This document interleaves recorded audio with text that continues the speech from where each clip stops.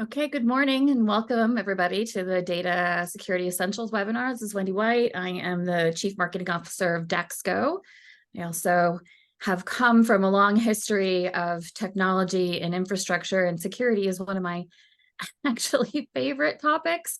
As a CMO, I can tell you that having a data breach or having a security issue with your product is not great for your brand. It's not good for your customers, not good for your company. So security is an area that I'm very interested in and take very seriously. Next slide, please, Jen.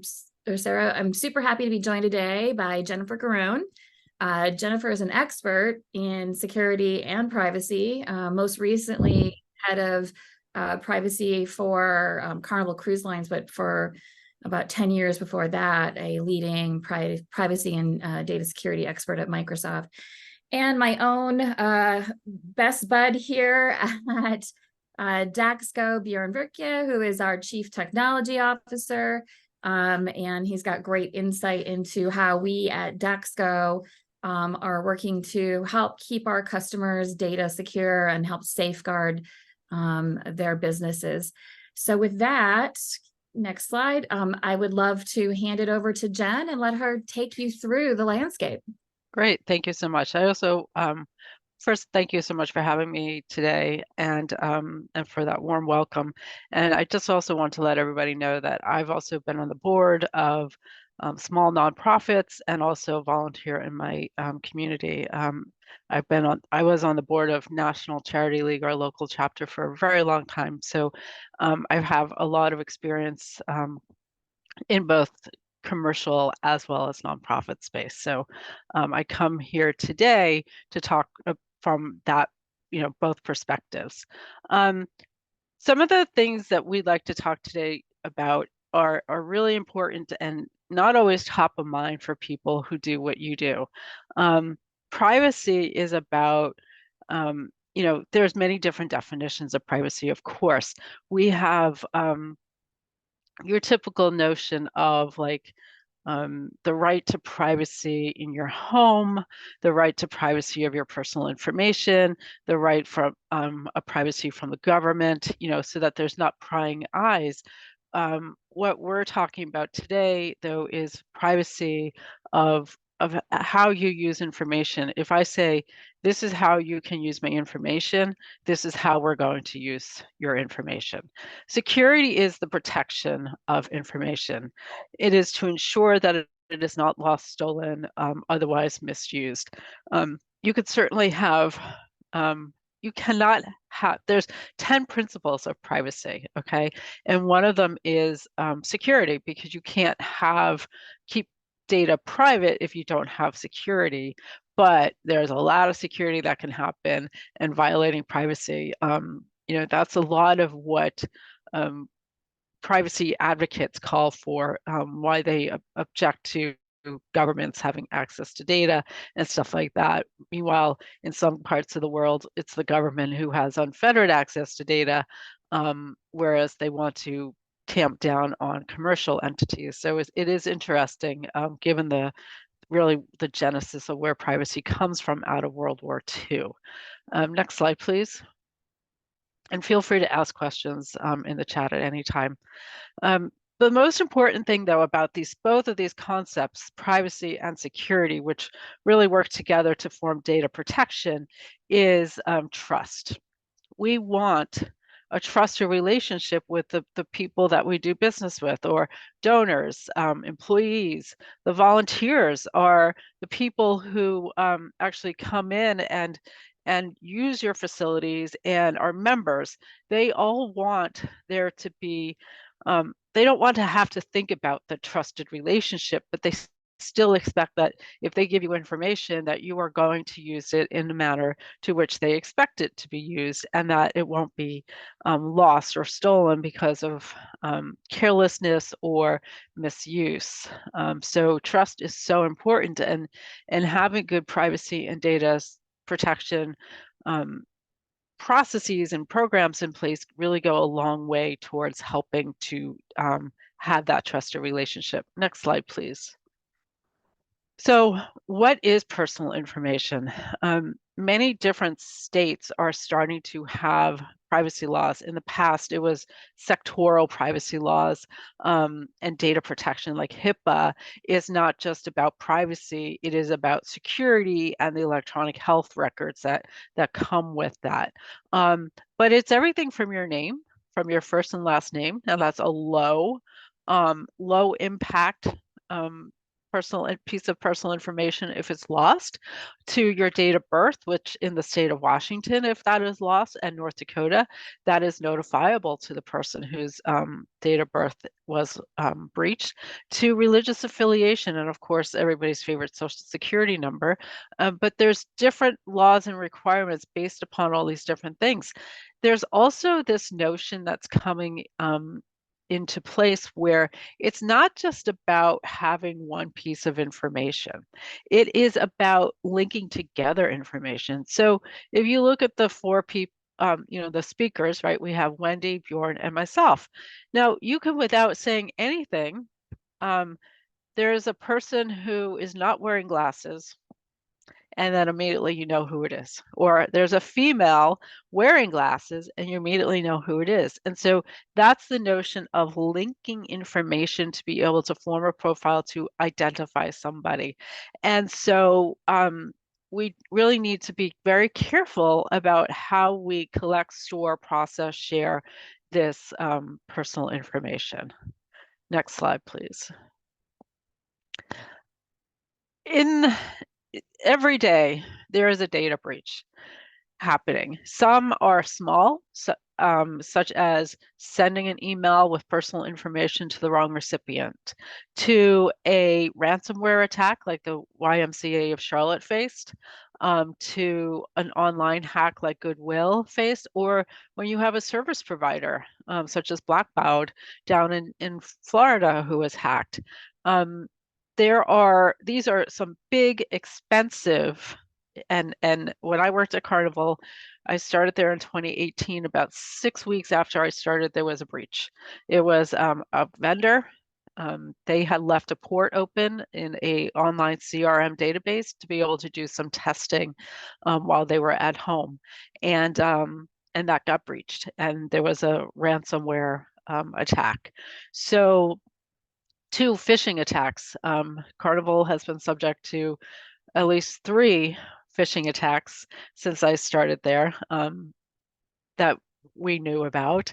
And those are very, very expensive things. Our event in March of 2019, Carnival spent over $25 million, including fines and legal fees and notification fees and the like. So, you know, and that was a big company, right? And so you guys being nonprofits doesn't change your risk pattern. You are still at risk of being attacked, the target of a phishing attack. You might not lose as much information, but it will still wreak havoc with your budget if you get breached. And so there are very simple things that can be done in order for you to ensure that you're not breached. And we really want to you know, give you some suggestions.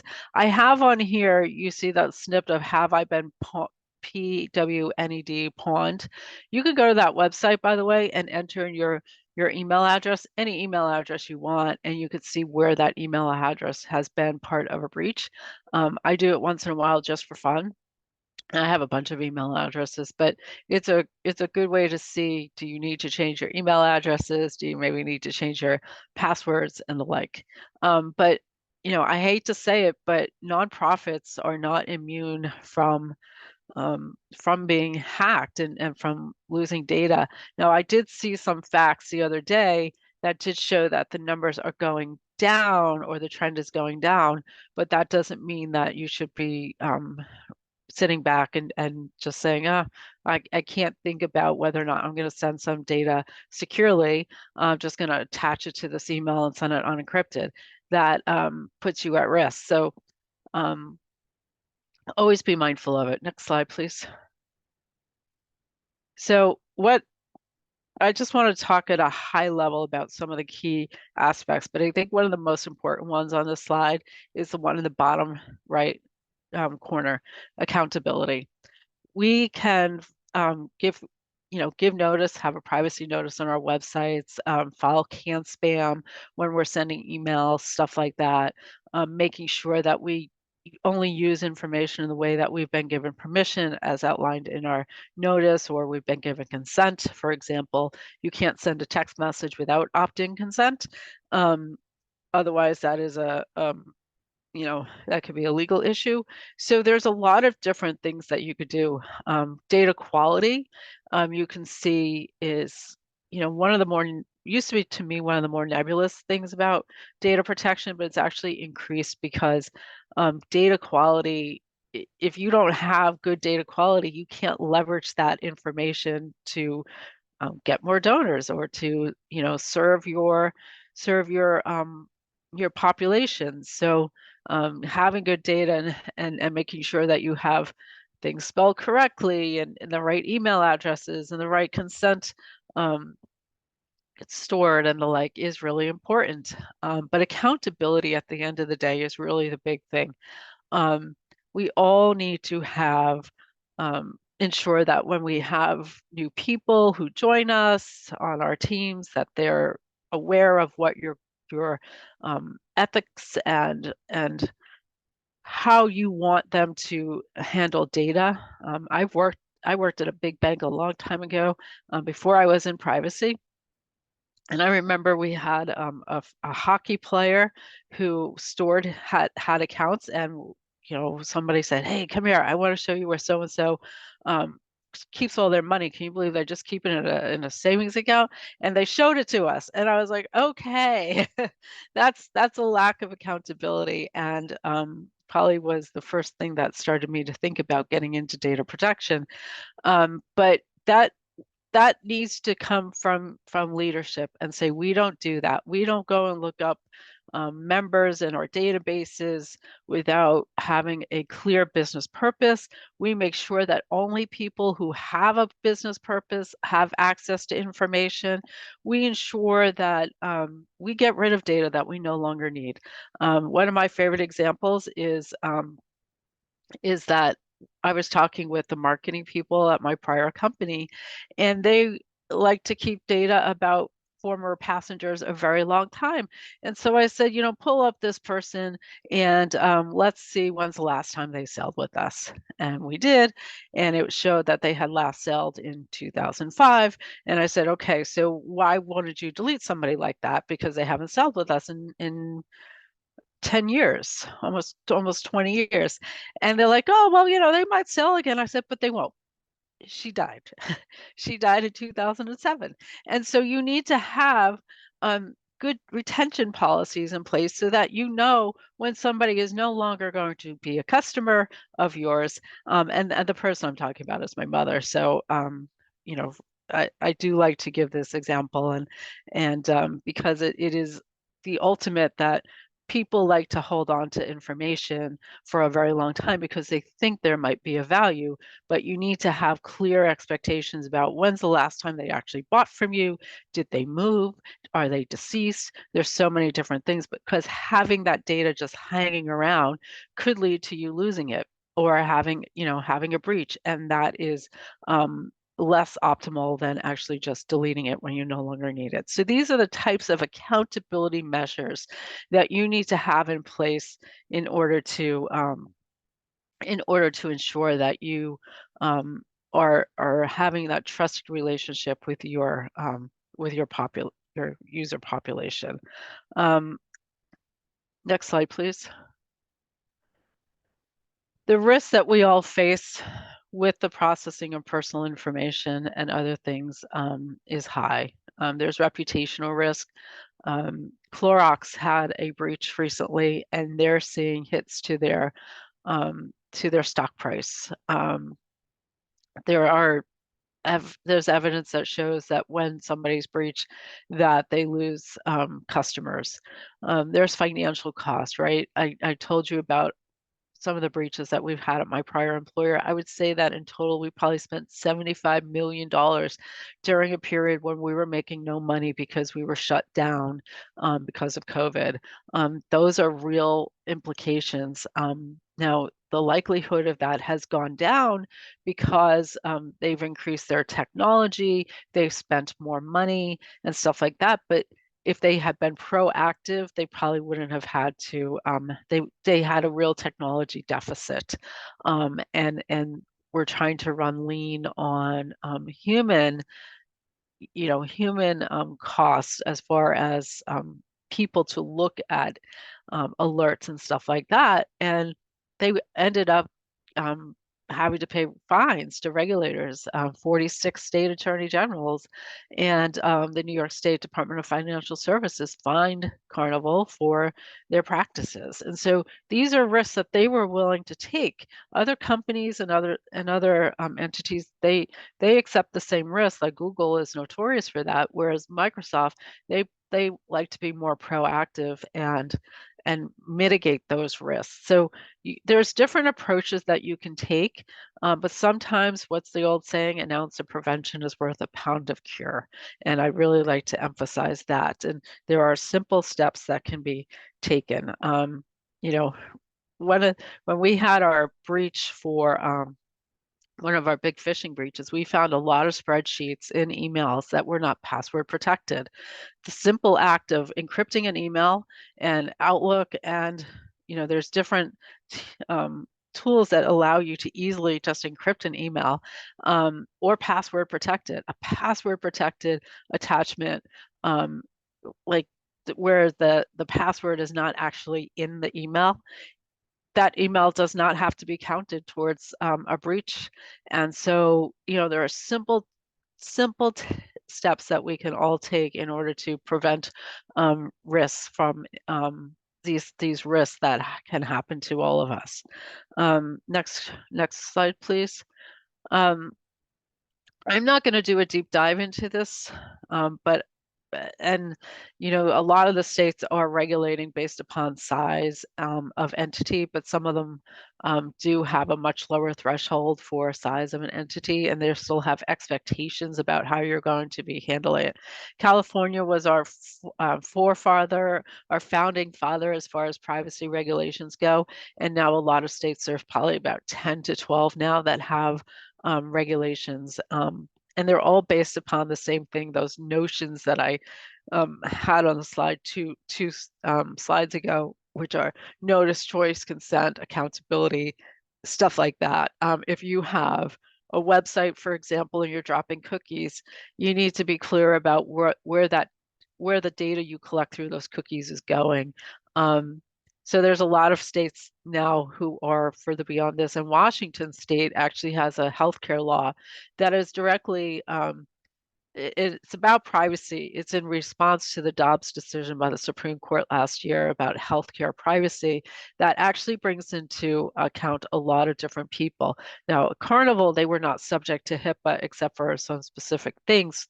There's, clinics on ships, and there's an office here in Seattle, but some of the things in the Washington healthcare law we were looking at closely because we needed to be sure that even though we're not, subject to HIPAA, and the ships are flagged in the Netherlands, for example, like for Holland America or Bermuda, um, you there were still things about that law that we needed to look at closely. So you might want to just take a look and see what you know where you might want to think about, even if you're not in scope. For example, a lot of them say you need to have 25 million more in revenue in the state and blah, blah, blah. There's still good practices for you to have because of that trust thing. I probably wouldn't want to be doing business with a nonprofit that didn't like, why would I donate money to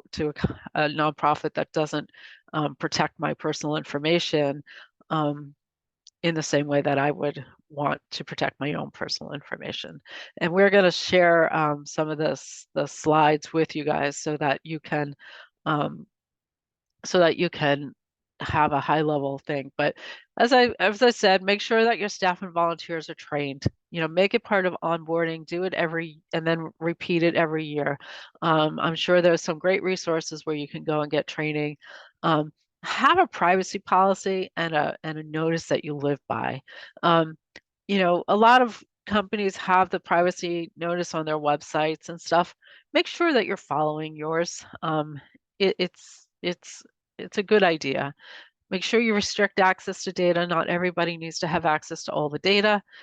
Know where your data is going, especially if you're processing the personal information of children, right? If you have members and their children, those bring with it higher obligations. You need to get consent in order to process it and stuff like that. Make sure you have an incident response plan. When something goes wrong, you need to be prepared to know who to call, how you're going to call them, and what are you going to do? Do you shut down systems? I mean, we had drills where we needed to ensure that we knew what was happening with the ship, and so that's a massive thing, but you do have, events and stuff like that. You need to be prepared, like MGM Grand, right down in Vegas. They had a breach. They had to shut down and check in people by hand, like manually, because they did not have access to systems. Are you prepared to do that? Like if your computers don't work and you have somebody standing in front of you and they want to go take swimming lessons and their card doesn't work because you've had a breach, what are you going to do? Have you thought about that? Maybe you should spend some time thinking about that. And again, always use a secure file transfer method. Don't email personal information that isn't encrypted or has a password, and don't ever send the password in the same email. We like to always say that you could pick a standard password that it's like always we did ship name and date or port name and date or something like that, just so that you don't have to send it via email because that ruins the protection. So thank you very much. If you have any questions, I will be staying on to answer them. Thank you.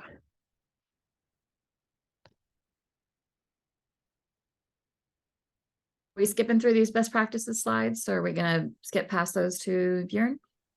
Yes, Yep. please. Okay. Let's move ahead then, Sarah.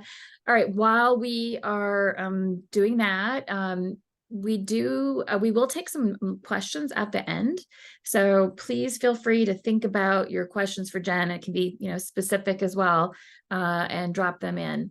And I will say, Jen, the emailing PII as a marketing executive, it is one that I have caught in almost every team that I've ever managed.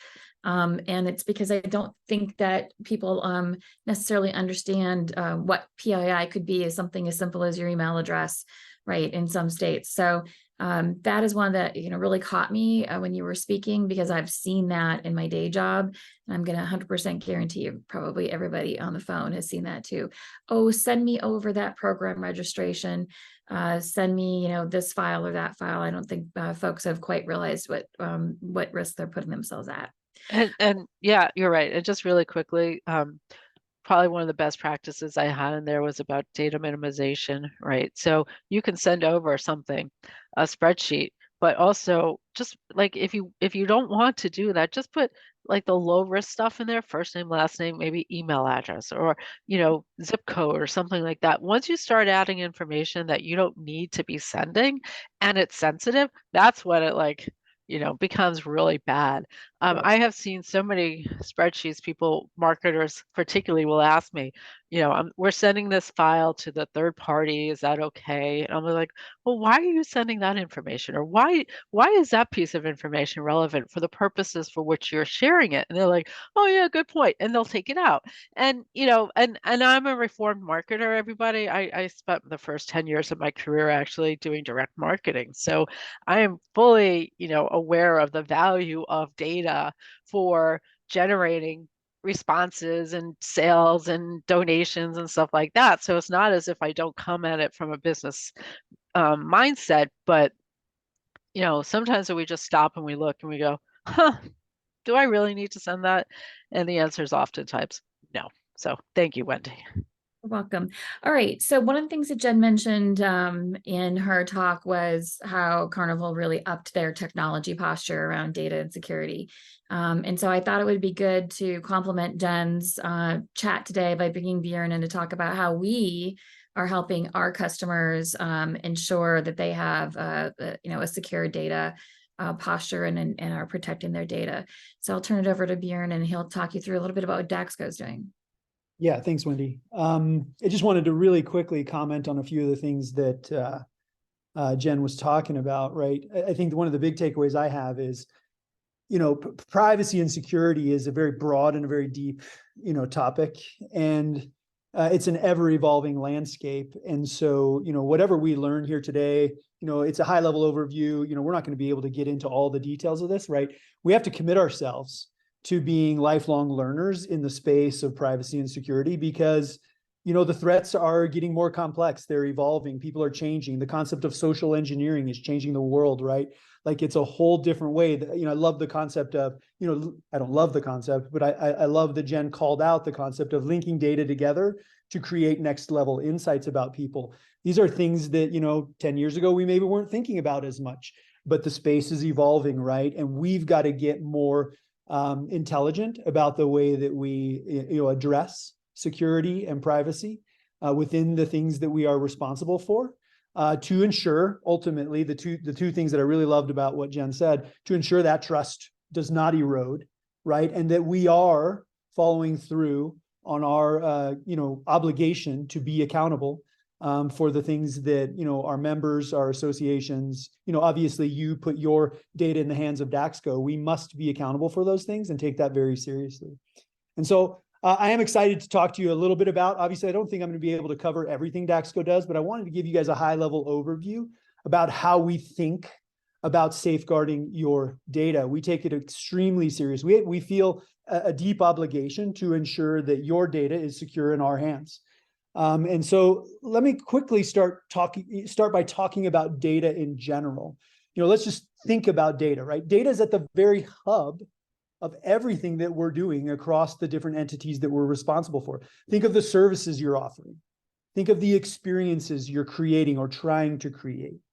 It's as we use this data and we find innovative ways of working with it that we ultimately find ourselves inventing new things, inventing the future that we want to create, within our associations. And so, how we treat that data and how seriously we safeguard it is absolutely critical to the operations of everything that, we do here at Daxko, as well as everything you do at your association. So in the spirit of that obligation, we here at Daxko are laser focused on 3 guiding principles that we consider non-negotiable.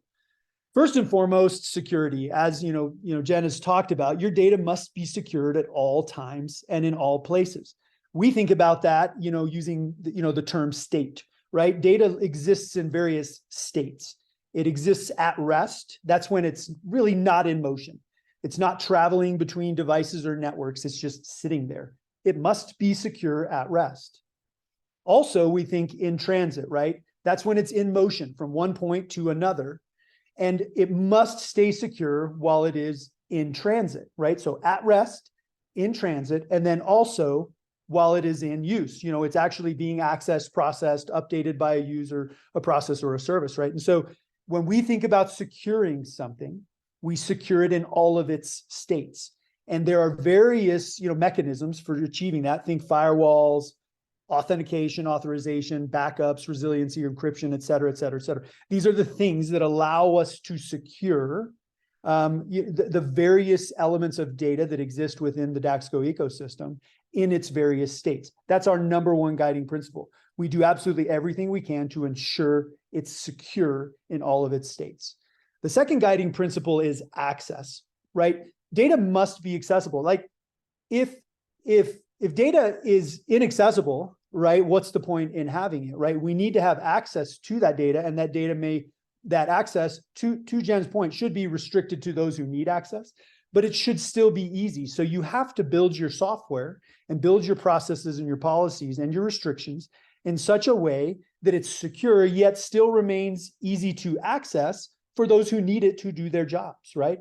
And that is a critical guiding principle as it relates to managing and safeguarding your data. The third guiding principle, and certainly is not the least, is that your data needs to stay in your control, right? You retain full control over how it's accessed, what is accessed, who is accessing it, and thus we emphasize the importance of you staying in control. So must be secure, must be accessible for the purposes that we are gathering it in a secure fashion, and must remain in your control. Those are the guiding principles we live by here at Daxko as we safeguard your data.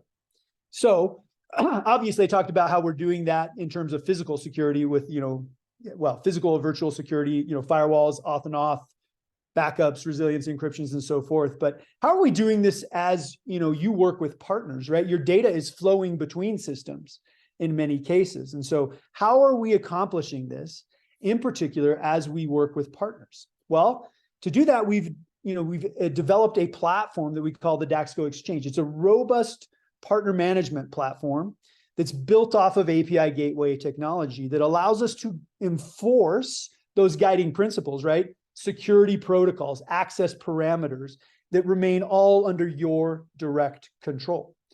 And this platform gives us additional abilities to manage the flow of data the way that you would want to. The first ability that we get through this platform is the ability to limit what endpoints a partner is allowed to consume. So it gives us limiting capabilities within this platform to say, hey, I only want to send this one piece of data to this one partner, where I want to send these 3 pieces of data to this partner and these 10 pieces of data to this partner. And if at any point in time you are unhappy with the way that data is being consumed, we turn it off. We create restrictions there that allow us, again, to limit how your data is being accessed and control that, your fingertips. This is in your control. Okay, the second thing that this platform allows us to do is to monitor everything that's going on throughout the platform, right?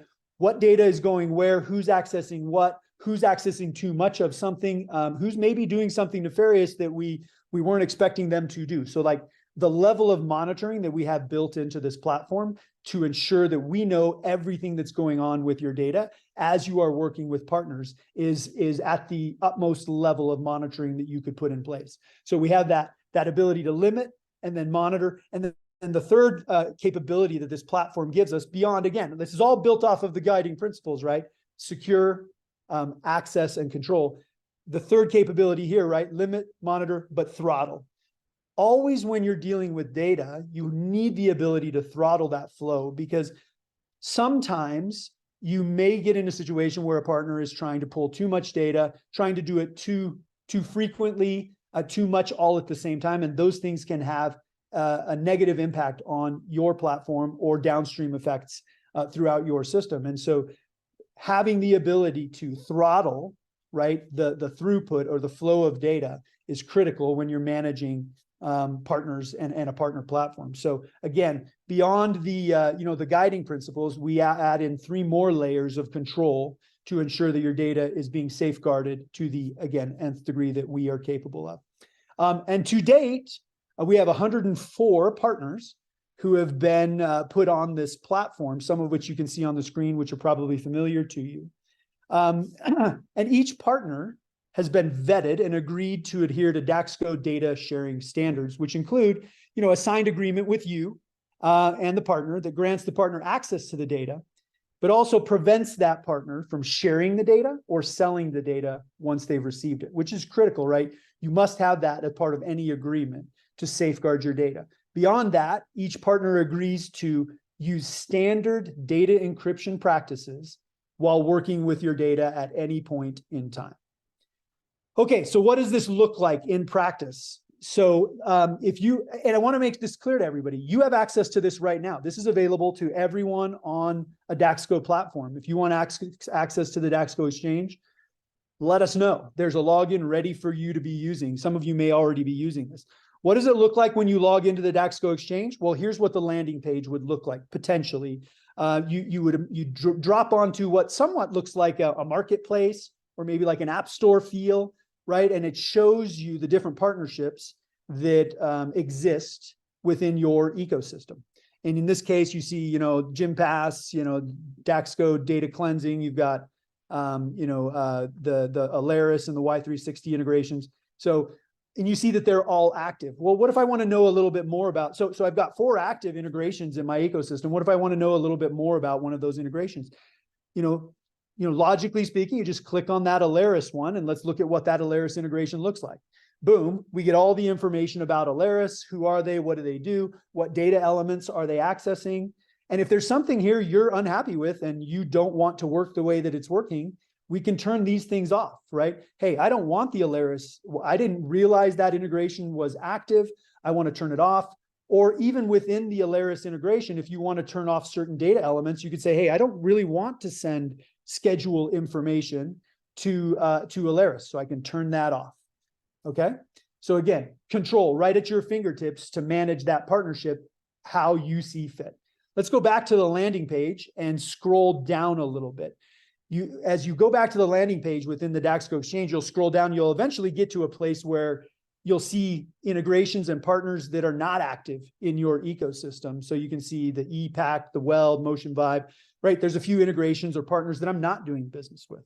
But again, very much so in the spirit of like a marketplace or an app store, you can click on those ones that are not active and get some more information about them. So let's click on Weld. It pops up, a screen that gives you all the information about Weld. Who are they? What data do they want access to? What would they be doing within your system? You can click around, read up about that. And as you scroll all the way to the bottom, it'll give you a full-blown overview of the exact data that Weld would be accessing within your system. In this case, it'd be demographics, check-ins, membership conversions, right? And you can say, hey, I really like what it looks like Weld is offering. I'm good with them accessing these data elements. I want to turn this integration on. And it's as easy as making a phone call to Daxko to get the integration turned on. All of this at your fingertips and accessible for you to control the flow of data with partners, as you see fit, and make sure that nothing is going in or out of your system that you don't want to be happening. So let's bring this full circle, right?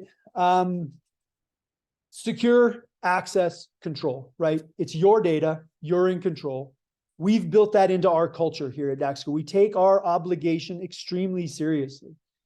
Beyond the things, obviously, I can't cover everything that I would maybe want to cover in a security and privacy and data safeguarding session. But we have authored a security white paper that we'd love to share with you guys that covers all the things we've talked about today and a whole bunch of other best practices in the areas of information security, risk management and compliance, data ownership and stewardship, as well as software system security architecture. As you can imagine, as we build software, we are building security into that software. It's a security mindset that we take from the get-go, from the foundation of anything that we build. So a lot of that is all contained within this security white paper that we'll be sharing with you guys that we've authored, and that gives you a deeper look into how we view security here at Daxko. Beyond that, I just want to close out by letting you know that the Daxko team is here to help. If you need help with security, data, or you just have questions, don't hesitate to reach out to us. We're here to help. We have teams of people who are dedicated to ensuring that these guiding principles and these various practices are being adhered to and enforced here at Daxko. And we would love to help you on your journey as well. So thank you for your time and thank you for listening to us today. Bjorn, thank you so much. I'm excited to see so much about our Daxko exchange partners, and also just to hear you say, and to emphasize that, the Y remains in control of their data. Their data is their data. I think that's a really important aspect, and we're just here to safeguard it. I just want to emphasize that message again. All right. If you have a question, you can pop it into the chat now. I know Bjorn said he was here to help. I know that Jen told me last week that she has recently spun up a consulting practice as well. And so great opportunity if anybody wants Jen's contact information, we're happy to pass that on as well. So last chance, I think, to ask any questions today before we send off some best practices in that security paper to you immediately following this webinar. Just drop your question in the chat. You can use the hand raise feature, come come on and say your words into the webinar too, we'll happily bring you on the screen. I'm also happy to go back and do the best practices slides if I just wanted to be sure that we had enough time for everybody. So if Yeah, we'd like to do that, we can, or if we we'll want to give people back time in their day, that's also good as well. I think we'll send them out along with Okay. the slide deck, and so they can read them and then obviously reach out. All right, doesn't look like anybody's raising their hand to ask a question. So I think, oh, someone says Squarespace is going to host our website. Daxko will be displayed using an iframe. Okay, thank you. Is there, I'm not sure if there's a question there or just we want to say thank you for that. I'm not quite sure. Do I need to get Squarespace vetted? That's an interesting one.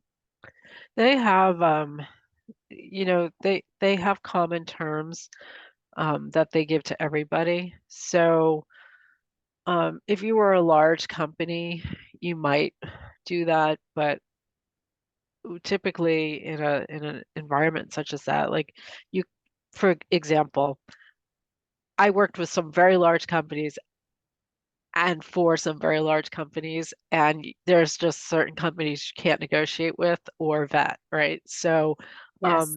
and so it would probably be very difficult for you to do that, but you could ask Squarespace, you know, ensure that there's a place for you to put your own privacy notice on the page, right? You're collecting the data, not Squarespace. That's an example. Another one is you can ask them for their ISO certifications and their, oh gosh, I'm blanking on the other ones, but there's some cybersecurity things, or they probably also have a trust center online. So you could go and vet those there. Yeah. But the companies such as Squarespace often give you the tools that you need to be compliant and do the research on. Do you feel comfortable with them? I'm going to suggest an alternative to that. You know, you may not know that Daxko can host and manage your website. And when you do that, you get access to a library of Daxko plugins that will display information from Daxko Ops right onto your website. So that could be a good alternative to you. And we're happy to talk to you about that and help you out with that as well. All right, next question. With credit card processors other than Daxko, really quick, just back on that question, as it relates to the Daxko exchange, I kind of am reading in that there might, because I did use the term vetted in terms of being part of the partner program. Yep. Squarespace would not be consuming data directly from Daxko ecosystems to host your website. So in the context of the Daxko exchange ecosystem, Squarespace would not need to be vetted as a partner. Yep. The All right. iPhone itself is embedded within there, is secured. Yeah, which is why I was suggesting maybe there's alternatives to using a kind of, you know, just, you know, generic hoster like Squarespace. Okay, next one I think is really good for you, Jen. If you know anything about selecting credit card processors, the question is, what sort of questions should we ask any vendor, including a credit card processor, about data security? And, you know, Bjorn, if you could you know, maybe weigh in a little bit about PCI compliance as well, but any questions they should ask a vendor about data security? Yeah, I mean, there's a lot of questions. I think for a credit card processor, the number one question is, are you PCI compliant? And do you have certifications to prove it? To me, that would be the big one. And I would also look for a reputable one, like a big name. You know, Square is a good one, but just look for one of the big banks. That would probably be the best way to do it, given you don't have the time or the resources usually to do a full third-party risk management program. But asking about PCI compliance is probably the easiest. Yeah, I mean, that would be my same answer, because compliance is a full-blown regulatory process that they're going to have to go through, where they have addressed all the potential concerns that may exist, you know, within the world of credit card processing. So if you can ask for their certificate of compliance, and as long as you can receive that from them, they should be a vetted and you know, appropriate to do business with third party. Yep, very good. They cannot produce a certificate of compliance, then you should definitely not do business with them. Yeah, walk away. All right. Last thoughts? Anybody on additional questions? Nope. Looks like we've There is fulfilled. one in the Q and it's in a different section. It's not in the chat, but it's in the Q&A. Oh, okay. I see it over there. Are there any security recommendations that you can offer in regards to using credit card readers with Daxko operations? I mean, again, those readers should be communicating through a PCI compliant, third party, whether that's, us or whoever you're doing business with. So, I think the answer here really has to do with that tokenization of that credit card reader back to our system, right? So I think there's a good opportunity there to maybe consult with us and our payments team about which ones are connected into the Daxko, gains payment system, and just insurance. That could be just a quick question into our support team to make sure that those are part of our ecosystem. agreed. Yep. And look at that. I actually had some answers here on the Q&A on this topic with our deep experts. Okay, I'm gonna say thank you again to Jen and Bjorn for taking the time today. We will be sending the webinar, we'll be sending the best practices, and we'll be sending the data security white paper out to the group after this call today. And I really want to thank everybody for your time. With that, have a great afternoon. Thank you. Thank you. Bye-bye.